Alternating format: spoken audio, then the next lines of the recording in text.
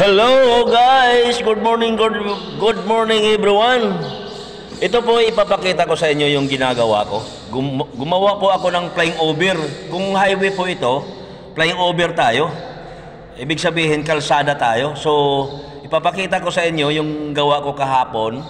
Dito po nag-offset kami. Kaya ang sinasabi ko flying over dahil naka-offset tayo. Ayan po, cable tray po ito. Ayan. Tingnan niyo mabuti. Ayan po. At ito po ang sinasabi kong flying over kasi nag-offset tayo dito hanggang doon. Ayan po. Ito po yung ginagawa ko kahapon. Ayan. Ayan. Naka-offset tayo dito, elbow. Ayan po. 90 degree. Ayan po. Papunta na naman doon sa kabilang side.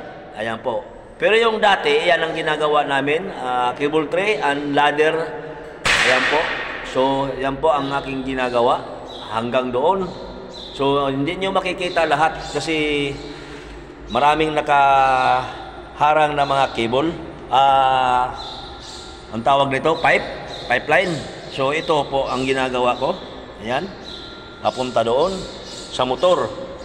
Ayan po. Ayan. Ayan po ang motor. Ayan, motor na yan. Yan po ang bibigyan natin ng connection. So, ang dadaan dito na linyada, 300 ang cable natin na ilalagay dito. Ang size ng laki ng ating cable. Ayan po.